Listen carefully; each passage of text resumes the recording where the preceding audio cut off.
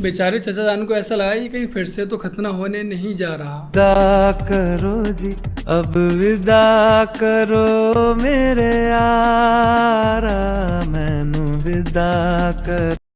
तो राम राम मेरे प्यारे भाइयों की हालचाल मजा में एक बार फिर से आप सबका स्वागत है अपने चैनल द पैट्रियट ऑफिशियल में। और मैं आपका भाई दुर्गेश लेकर आ चुका हूँ एक और नई वीडियो।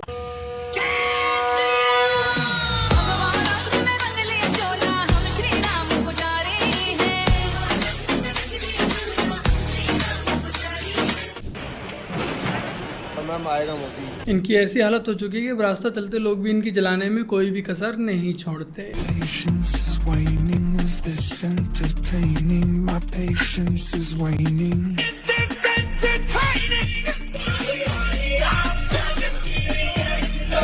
राहुल गांधी की भी हरकतें कुछ ऐसी ही हैं, बट उसके बावजूद भी चमचों को राहुल गांधी में देश का प्रधानमंत्री नजर आता है। बाकी की जिंदगी इज्जत से जी सके।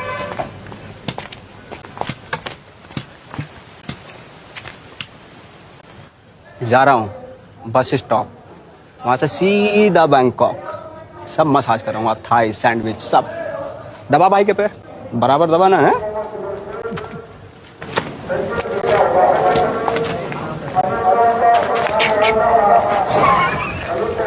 तो केजरीवाल को सुप्रीम कोर्ट से अंतिम जमानत मिल गई है, वो भी 1 जून तक के लिए। और 2 जून के बाद केजरीवाल पुनः जेल में दिखाई देंगे। वैसे बड़ा कमजोर तानाशाह है हमारे देश का, एक भ्रष्टाचारी को जेल में अंदर बंद भी नहीं रख पाया। और वैसे चुनाव प्रचार करने के लिए केजरीवाल को बेल मिल सकती है, तो भाई जो किसान अगर कोई जेल में बंद है तो उसे भी खेती करने के लिए बेल मिलनी चाहिए, या फिर यदि कोई आतंकवादी जेल में बंद है तो उसे बम ब्लास्ट करने के लिए जमानत मिलनी चाहिए।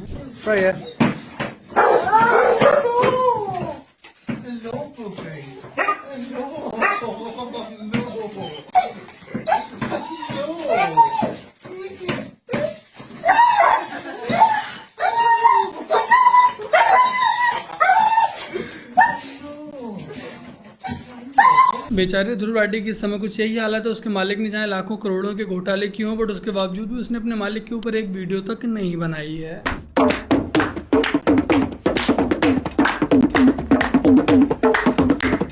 शावा बेटा आ गया भाई, बाबा बेटा आ गया भाई, बाबा बेटा आ गया।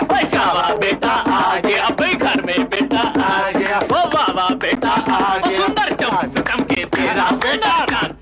अभी केजरीवाल जेल से बाहर है तो सब कुछ हमारे देश में ठीक है, बट जैसे ही केजरीवाल दोबारा से 2 जून को जेल में जाएगा, उसके बाद फिर से हमारे देश में तानाशाही आ जाएगी।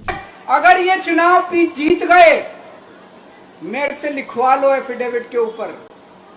थोड़े दिन के बाद ममता दीदी जेल में होंगी, तेजस्वी यादव जेल में होगा, स्टैलिन साहब जेल के अंदर होंगे, पिनरई विजयन जेल के अंदर होंगे, उद्धव ठाकरे जेल के अंदर होंगे, जितने विपक्ष के नेता ये सारे जेल के अंदर होंगे। लो भाई, जेल से बाहर आते ही केजरीवाल ने बता दिया कि कौन कौन से भ्रष्टाचारी नेताओं पर कार्रवाई करनी है। लगता है ये अब की बार पूरे महागठबंधन को अपने साथ जेल लेकर जाने वाला है।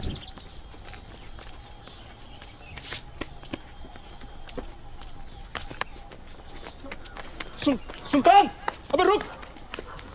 सुल्तान, क्या कर रहा है? अबे क्या लगता है? वैसे तो कांग्रेस को सैम पित्रोदा की कुटाई कुछ इस तरह से ही करनी चाहिए, बट अफसोस की बात कि कांग्रेस सैम पित्रोदा के इशारों पर ही चलती है और अपनी लुटिया डुबा लेती है। 21वीं सदी में महिला और पुरुष दोनों काम करते हैं, जॉब दोनों करते हैं, मजदूरी दोनों करते हैं। सही? अच्छा, करते नहीं करते? ठीक है, ठीक है। अब 8 घंटे दोनों काम करते हैं, दोनों को पैसा मिलता है। 10 घंटा करते हैं, 12 घंटा करते हैं, दोनों को पैसा मिलता है। मिलता नहीं मिलता है? मगर जो महिला घर में काम करती है उसके लिए उसको पैसा क्यों नहीं मिलता? Good question, you are a good question. आप 8 घंटा काम करते हो, वो जो बैठी हुई है वो 8 घंटा बाहर करती है, 8 घंटा घर में करती है, 16 घंटा वो काम करती है। मगर जो घर में काम करती है उसके लिए उनको 1 रुपया नहीं मिलता। कोई सेंस है इस बात? देखो मेरे प्यारे भाइयों बहनों, इसका खुद का अपना घर तो बस नहीं रहा है, तो अगर आपका जो घर बसा हुआ है ये उसमें कलेश फैलाना चाह रहा है, इसके अलावा कुछ और नहीं, तो कृपया करके इसकी बातों को सीरियस ना लें। चुनाव 2 दिन में है। कब है? 11 को, 13 को। चुनाव 2 दिन में है। कब है? 11 को, 13 को। 13 को चुनाव है, आज 11 तारीख है। सोचिए, देश की नेशनल पार्टी को चलाने वाली नेता को ये नहीं पता है कि देश में चुनाव कब हैं। और वैसे ही अगर ये पार्टी गलती से सत्ता में आ जाती है तो ये सत्ता में आने के बाद ये भी भूल जाएगी कि इसने भला जनता से कौन कौन से वादे किए थे। मल्लिकार्जुन खड़गे जिंदाबाद, मल्लिकार्जुन खड़गे जी जिंदाबाद, खड़गे जी जिंदाबाद। ये सारे के सारे नमूने अक्सर कांग्रेस पार्टी में ही देखने को क्यों मिलते हैं? क्या कांग्रेस पार्टी ने नमूनों को अपनी पार्टी में भर्ती होने के लिए कोई स्पेशल आरक्षण दे रखा है क्या? ड्रामा करना है, आपके ध्यान को भटकना नहीं चाहिए। लगा लो सैया, तुम्हारे को जन्नत दिखाती मैं, जन्नत दिखाती मैं, जन्नत दिखाती मैं, जन्नत दिखाती जन्नत दिखाती, परेशान हो बलमा। बेचारे चमचे बहुत ही ज्यादा मेहनत कर रहे हैं अपने फॉलोवर्स बढ़ाने के लिए। जूस पियेंगे कांग्रेस का, वोट देंगे बीजेपी को।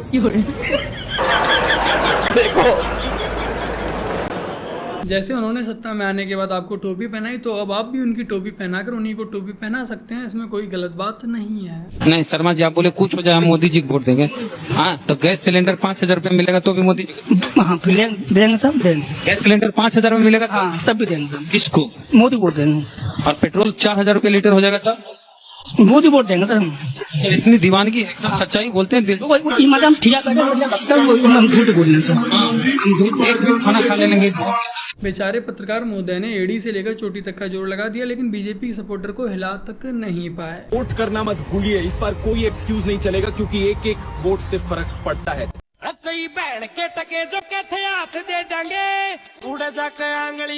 जर्मन शेफर्ड की इस बात से मैं भी पूरी तरह सहमत हूँ। आपको अधिक से अधिक मात्रा में वोट देने जाना पड़ेगा। जानते हैं इस ब्रेन वॉशिंग के पीछे असलियत में कौन जिम्मेदार है?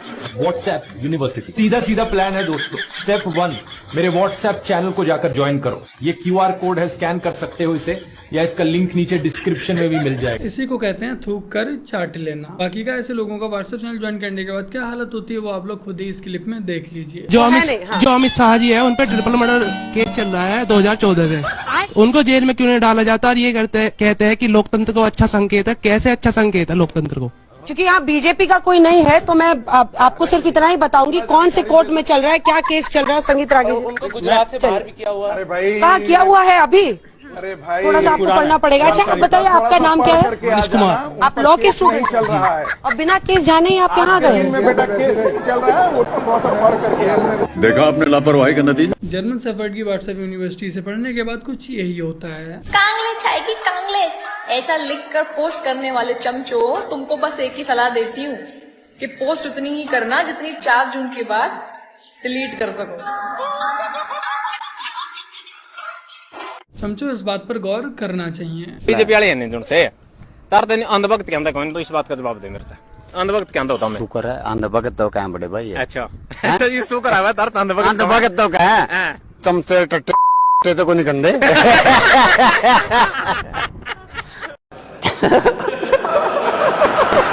ये भी सही बात है, जब कोई एक बार को भक्त बोलता है तो बुरा नहीं लगता, बट जब कोई किसी को चमचा बोल देता है तब समस्या पैदा हो जाती है। हम सपा सरकार बुराई नहीं कर रहे भैया, हम बता रहे। आप कहाँ कर रहे? हम तो भैया गुल्ली गुल्ली सपा की बस बेइज्जती करने बता भैया। खुली सुना है भंडारी नोटंकी है। हम तो भैया योगी बोलते हैं, जब में तुम हो योग लो। अरे आपका कहाँ वोट है? आपका नहीं, बाप का है, माँ का है, बहन का है। अन्नी देंगे तो माँ तो देगी, बाप तो देगा। खुला वोट देंगे, खुला कोई रोक नहीं पाएगा। कोई नहीं। अब भाभी अरे बाबा का जो हाथ है, जिनने भी रोका आधा। बच्चे बच्चे के दिलों को हैक कर रखा है मोदी व योगी जी ने, तो फिर ईवीएम तो हैक होनी ही है। वोट ऐसे आदमी को दो जो तुम्हारे देश हित के बारे में बात करे। मोदी जी। अरे मेरे कहने का मतलब है जो तुम्हारी माँ बहनों की सुरक्षा के बारे में बात करे। मोदी जी। अरे यार, जो हम जैसे युवाओं के बारे में सोचे। मोदी जी। भाई तू लोग अंधभक्त जैसी बातें मत कर। जाके ध्रुव राठी की वीडियो देख, उसने सारा का सारा मोदी जी का कारनामा अपनी वीडियोस में पेश किया है। भाई देश तानाशाह की ओर जा रहा है। क्या देश तानाशाह की ओर जा रहा है? सही कहा तुमने। क्या मतलब हम लोग को आजादी छीन लिया जाएगा? जी हाँ। क्या हम लोग कठपुतली बन के रह जाएंगे? जी हाँ। इसमें ना तो तुम और ना ही तुम कोई कुछ नहीं कर सकते हैं। सही कहा, क्योंकि आएगा तो मोदी ही। ये गलत बात भाई, चमचों के भला ऐसे मजे कौन लेता है। तो वोट डालने जा रहे हैं आप, क्या चुनावी मुद्दे हैं इस बार आपके? हमारा मुद्दा राम मंदिर है। राम मंदिर, लेकिन राम मंदिर तो सुप्रीम कोर्ट ने बनवाया है, मतलब उसमें सरकार का क्या योगदान है? ऐसा नहीं है, पहले हमें भी यही लगता था, फिर हमने ध्रुव राठी का वीडियो देखा है, उसमें उसने कहा है कि सीबीआई, ईडी और सुप्रीम कोर्ट इन तीनों पे मोदी ने कब्जा कर लिया है। इस हिसाब से राम मंदिर भी मोदी ने ही बनवाया है। राम मंदिर मोदी ने बनवाया है। अच्छा, ध्रुव राठी की वीडियो मोदी के सपोर्ट में भी काम कर रही है, और फिर क्या चाहिए। ये इतना जलन कर रहे कांग्रेस से, मैं कोई पार्टी से जलन नहीं करता, सब अपने पार्टी अपने सही जगह पे, मगर जो काम कर रहे वो लोग वो गलत कर रहे। ये भाई साहब मुझे खड़े होकर के कह रहे हैं कि मैं कांग्रेस से जलन खाऊंगा। एक तो कांग्रेस की इतनी औकात नहीं होगी कि नीतीश ठाकुर से अपने आप को कंपेयर करे। दूसरी चीज, एक काम करो बाबू, देश के पहले राष्ट्रपति का नाम बताओ, देश के पहले प्रधानमंत्री का नाम बताओ, देश के पहले गृह मंत्री का नाम बताओ। दिल्ली में सबसे पहली बार मुख्यमंत्री पद की सरकार कौन से समय बनी है? हम पढ़े लिखे नहीं है। ओडिशा में नवीन पटनायक से पहले उनके पिताजी क्या करते थे, ये बताओ। अब इसी बात पे बोलूंगा कि ऐसे लोगों के साथ नीतीश ठाकुर का डिबेट करवाएंगे आप। गजब है। मैं जाहिल हूँ, मैं जाहिल हूँ, बस। भैया पढ़े हैं, कितना तक पढ़े भैया? मैंने बैचलर्स ऑफ जर्नलिज्म कर। फिर मेरी औकात नहीं इनसे बात करने की, मैं जा रहा हूँ। Bye bye bye bye bye bye. यही खातिर कहनी की पावर यही जैसे। ध्रुव राठी की वीडियो देखने के बाद 5 मिनट तक उसका असर रहता है, और उसके बाद जनता में जाकर ये लोग अपनी ऐसी ही फजीयत कराते हुए नजर आते हैं। ये हमारे नरेंद्र मोदी जी और ये तो हैं ही जिनको झुंड की जरूरत पड़ती है, और जिनको दूसरों की जरूरत पड़ी वो हमारी क्या जरूरत पूरी करेगा यार। मोदी जी अकेले खड़े हुए हैं, वो तो इतने लोग भी उनको फिर नहीं कर पा रहे, तो फिर मोदी जी भारी लग रहे हैं। इसमें ये सारे बंदर के से फोटो दिख रहे हैं। सारे बंदर नहीं है भैया, बड़े बड़े नेता हैं देश के आपके। कहाँ से आए थे? कहाँ से आए? देश के ही हैं। हमारे देश का हमने तो देखा नहीं था कि कोई नेतागिरी का इन्होंने काम किया है।